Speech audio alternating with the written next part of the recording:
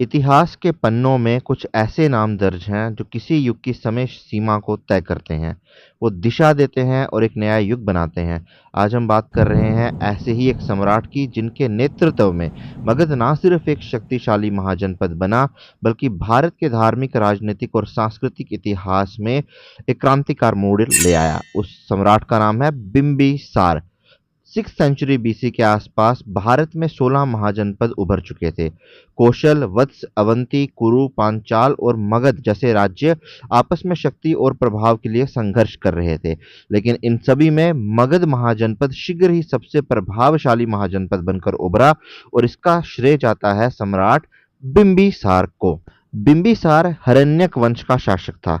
मात्र 15 वर्ष की उम्र में 543 बीसी के आसपास वो मगध की राजगद्दी पर बैठा। इतनी कम उम्र में लीडरशिप संभालना कोई आसान काम नहीं था, लेकिन उसने यह साबित कर दिया कि वो केवल एक राजकुमार नहीं बल्कि एक जन्मजात सम्राट है। राजगृह की राजधानी बनाकर उसने संगठन को मजबूत किया, सीमाओं को मजबूत करने का प्रयास किया और ट्रेड रूट्स की रक्षा करना उसने प्राथमिकता समझी। लेकिन उसकी सबसे बड़ी जो शक्ति थी वो थी उसका डिप्लोमेटिक ब्रिलियंस। कन्क्वेस्ट ट्रीटीज उसने की ही की, पर जहां मैरिज अलायंसेस करनी थी वहां उसने वो भी की। उसकी सबसे ज्यादा निर्णायक सैन्य विजय थी अंग राज्य पर जीत। अंग राज्य पर उसकी नजर बहुत पहले से थी। अंग राज्य का राजा था राजा ब्रह्मदत्त, जिसने कभी बिंबिसार के पिता को हराया था। अब खुद बिंबिसार के हाथों वह पराजित हुआ।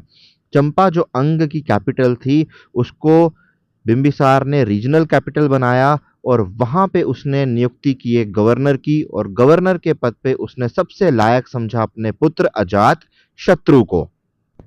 मगध अब गंगा के ईस्टर्न ट्रेड कॉरिडोर्स पर सीधा नियंत्रण रखने लगा था। बिंबिसार की असली ताकत तलवार नहीं बल्कि डिप्लोमेसी थी। उसने 3 बड़े मैरिज अलायंसेस जो थे उनको किया। पहली अलायंस उसने कौशल की राजकुमारी से विवाह करके किया, जिससे मगध को काशी जैसा समृद्ध क्षेत्र मिला।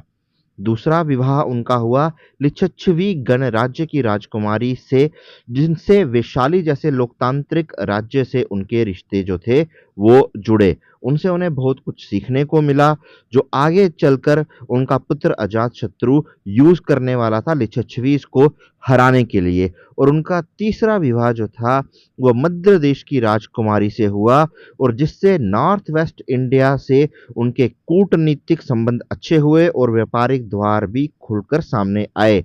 ये अलायंसेस केवल पर्सनल रिलेशनशिप नहीं थे, ये स्ट्रैटेजिक एक्सपेंशन थी। बिंबिसार केवल एक महान सम्राट नहीं बल्कि एक स्पिरिचुअली क्यूरियस रूलर भी थे। अपने समय के महानतम ज्ञानी महावीर और गौतम बुद्ध जो 2 महान धर्म गुरु थे, उनसे उनका संपर्क भी बना।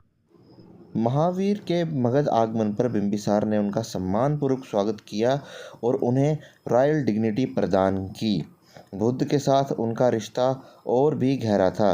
बुद्ध के ज्ञान प्राप्त करने के बाद जब वो राजगृह आए तो बिंबिसार ने उन्हें वेलुवन विहार भेंट किया, जो इतिहास का पहला बुद्धिस्ट मोनेस्ट्री बना। वो पहले राजा थे जिन्होंने बुद्ध को राजकीय संरक्षण दिया।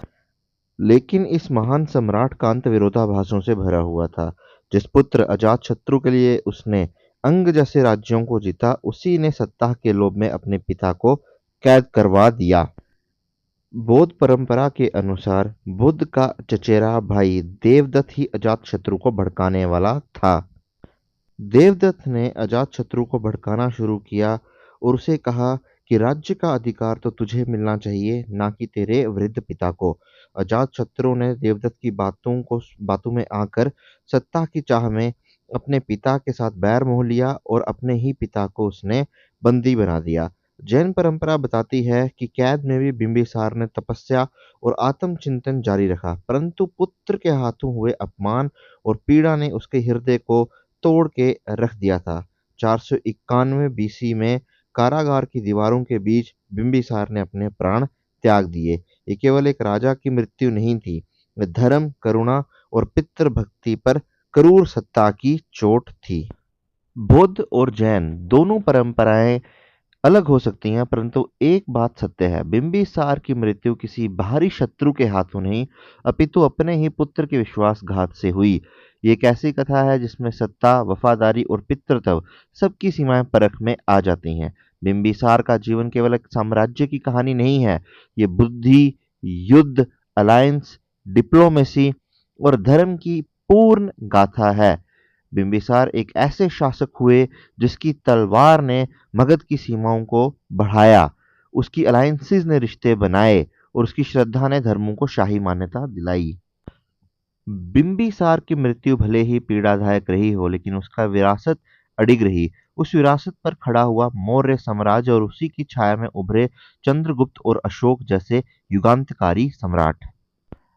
इतिहास कभी भी ऐसे महान सम्राटों को भुला नहीं सकता, क्योंकि केवल वो साम्राज्य नहीं बनाते, बल्कि समय की धारा को मोड़ के रख देते हैं। ऐसे ही और कहानियों के लिए आप हमारे चैनल को सब्सक्राइब कीजिए। धन्यवाद।